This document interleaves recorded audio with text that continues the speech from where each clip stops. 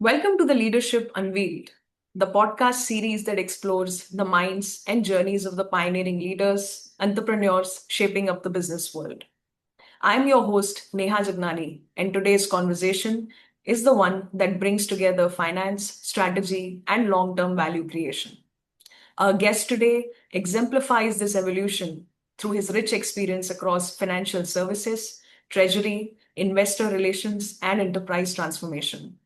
Welcoming Mr. Vinay Gupta, a seasoned HR professional with over 2 decades of experience in the financial service industry. Mr. Gupta currently serves as a CFO at PNB Housing Finance. He oversees the organization's finance, treasury, and investor relation functions, driving financial strategy, operational efficiency, and governance excellence. His expertise spans financial planning and analysis, controllership, pricing, internal audit, and strategic finance. He has also significant experience in divestments, financial modeling, and due diligence processes. Before joining PNB Housing Finance in the year 2022, Mr. Gupta held leadership roles at SBI Cards and Payment Services Limited, GE Capital Services Limited, and Pricewaterhouse, gaining extensive exposure across corporate finance and risk management. A chartered accountant and a commerce graduate from the University of Delhi, he brings a balanced perspective of analytical rigor, financial discipline, and strategic foresight to enable sustainable growth and long term stakeholder value. Vinay, thank you so much for joining. It's a pleasure having you. Thank you, Neha. Thanks for the great introduction, and thank you for giving this opportunity to interact, with everyone on this platform. Thank you. Sure, it's our pleasure to have you on this initiative, Vinay, and I look forward to this exciting podcast. So, to begin with, Vinay, my first question is: having led finance function across reputed, organizations, so I want to know what key experiences have shaped your leadership approach today as a CFO. Okay, so see, I think I have overall around 20 plus years of post-qualification experience now. And after going through, multiple organizations and, multiple roles, obviously it has been a great learning experience. Some of the learning opportunities which I got, and actually, where I take pride of is that, I got an opportunity to work across most of the sub verticals of finance. So I worked extensively in FP&A. I worked extensively for controllership, and I also worked extensively on the commercial finance, which is more of a pricing and business support role. So that actually helped me to, broaden my perspective. It's not that, I moved quickly. I also ensured that I remain in that role for a particular period of time so that, I can, apart from learning, I can also contribute back to the organization. So working through all these sub verticals, it actually broadened my horizon, gave me a very macro view of business, finance function, and the overall risk management and the strategy. So the combination of all these, is helped me to where I am today. That is one. Secondly, I think I also am lucky, to get some other opportunities which are, for example, I never, uh, shied away to take up challenging assignments. So I worked on, for example, a divestment process. I, worked on mergers. I worked on, IPOs. So I actually took up those new assignments, and that is really helped me, to groom and get ready for the next role. And the third best experience I think I got was, in terms of developing my teams. So I have always been a believer, of teamwork, and I've always invested heavily in my teams. I ensured that there is a right team available, with you at all times, to work. I ensure that they are empowered and they are ready to, take up the assignments, and I let them do their job. So I think these are the three biggest experiences which helped me, to get to where I am today. Sure. Thank you so much. Truly a very inspiring journey, a culmination of getting an opportunity to work in the sub verticals of, verticals that cover every aspect of finance, basically giving you that, macro view of the business. And also the resilience part, the basically the ability to not shy away from taking the assignment that could challenge you. It's another great example here. And lastly, developing teams. So thank you so much for beautifully putting it together, Vinay. My next question, Vinay, is in the current economic environment, how do you balance growth ambitions with financial prudence and risk management in the housing finance sector? Okay, so not only I think housing finance, I would say for any industry, what matters most is the long-term sustainability, right? Rather than quick wins or aggressive, growth, which only focus on next quarter or next 6 months. So that is what I think we believe as an organization, and that's where I also focus on to do things which matters most in the long run. We always try to balance growth and profitability and take decisions, which are important and critical from the long-term sustainability perspective, right? So that's where we decide, whether which particular area to grow, how much to grow, right? And the other important aspect is a profitable growth, right? We have to focus on both top line as well as bottom line. So as long as we are getting both the equations solved, I think that is the route that we go for. And in the process, you also have to ensure, the governance and integrity is being ensured.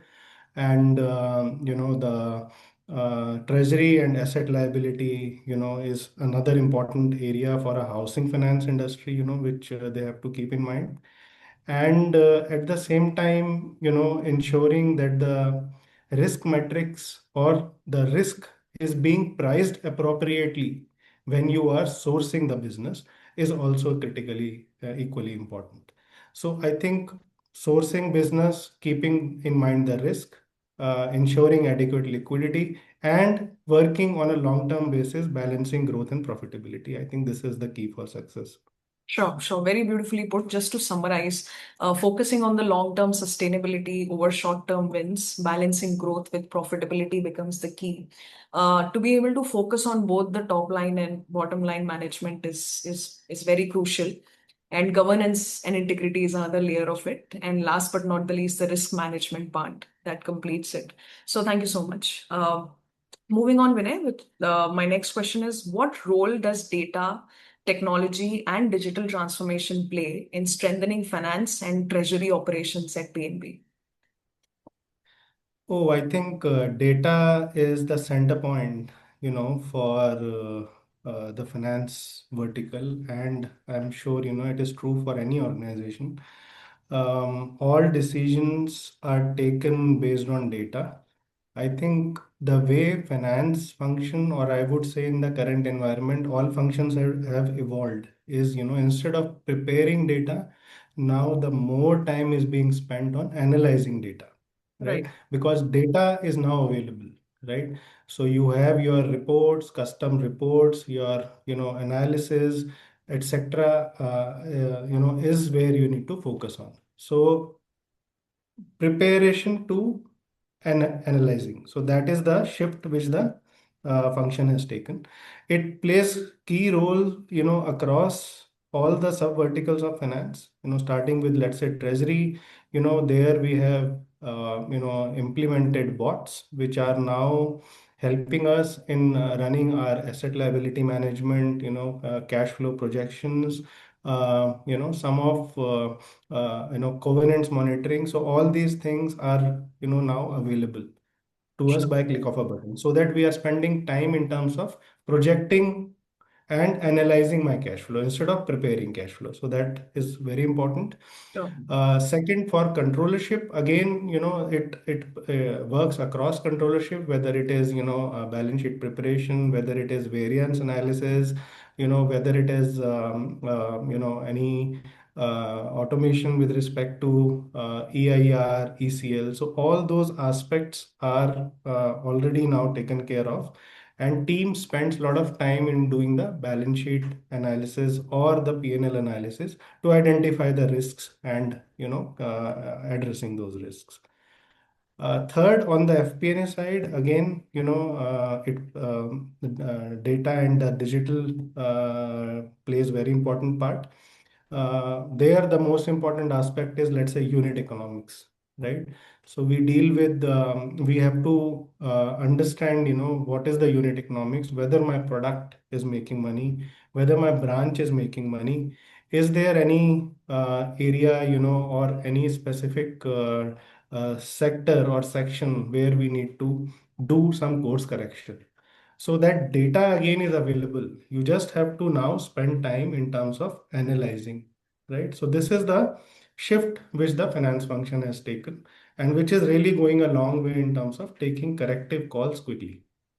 Sure, sure. Thank you so much for simplifying it. I think finance function has really evolved from just being a function that tells you numbers, but now a function that helps you forecast. It's more of a business enabler. So from preparing to analyzing data, it helps, in many ways to all the sub-verticals of the finance itself. So thank you so much. Moving on, Vinay, I want to know, as a finance leader, how do you build investor confidence while ensuring long-term sustainable value creation for stakeholders?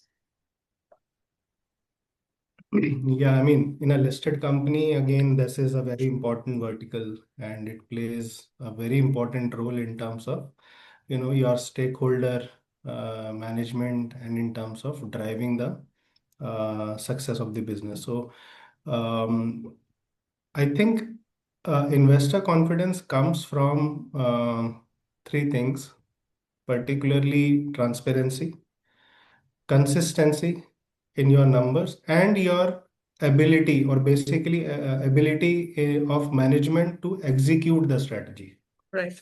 right? So I think as long as you are able to tell your story very clearly, transparently, and you are consistently able to deliver, what you have been telling them as a strategy, Right. I think that is the mantra of success.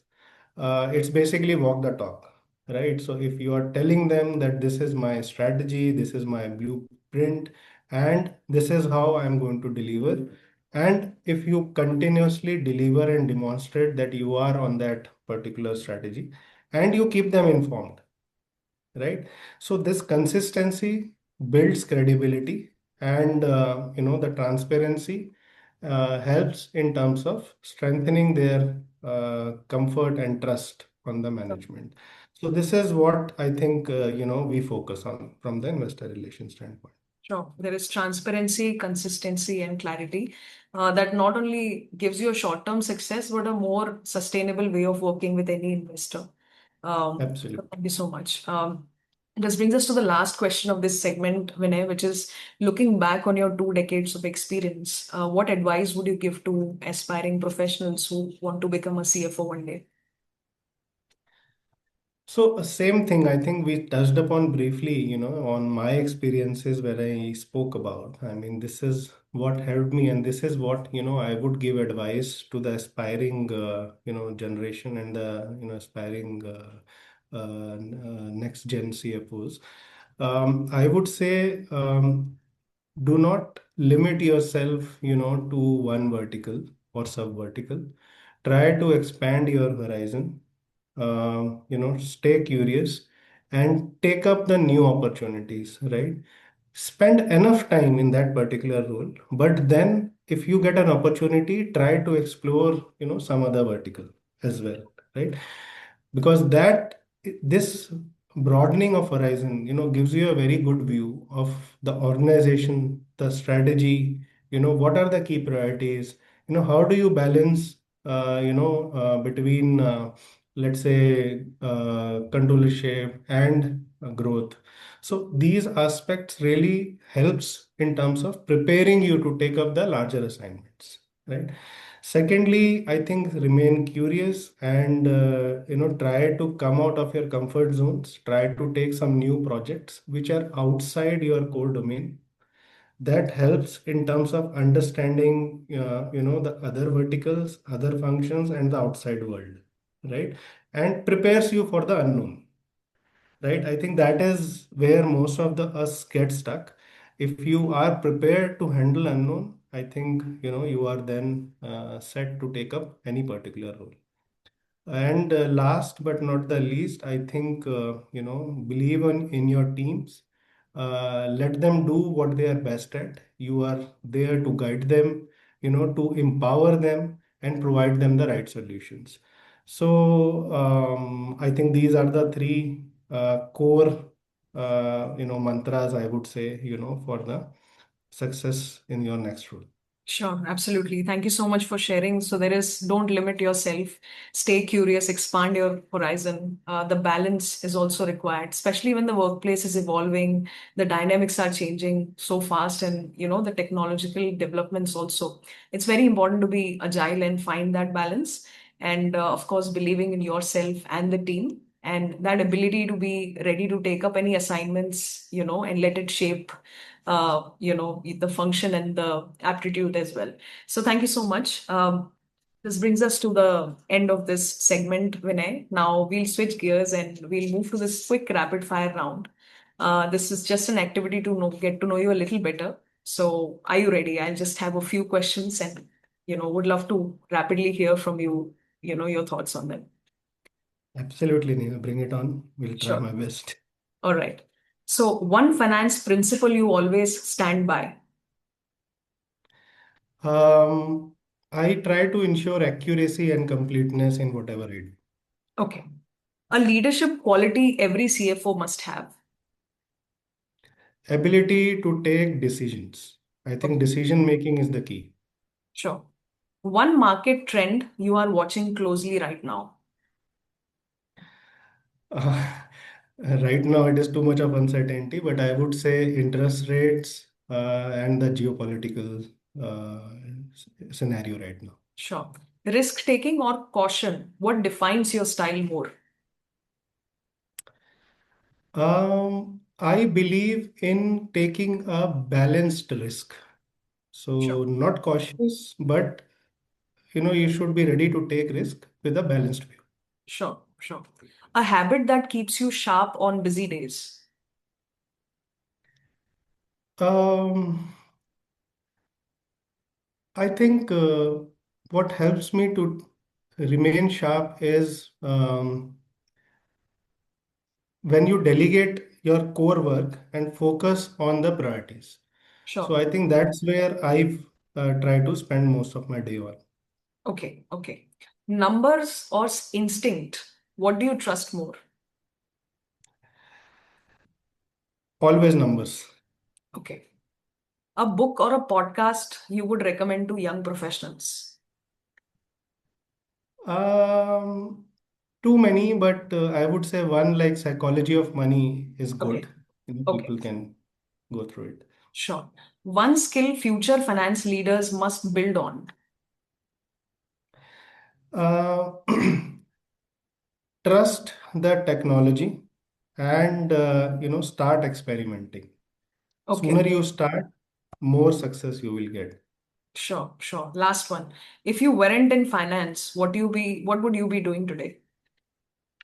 I used to love singing, so Okay. I could have tried my hand on the vocal singing. Okay, okay.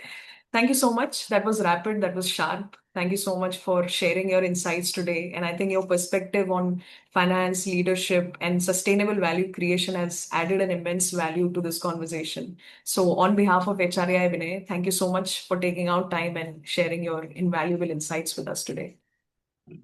Thanks a lot, Neha. Thanks for this opportunity. Thank you for having me here. I really enjoyed this conversation. Thank you. Thank you. It's our pleasure, Vinay.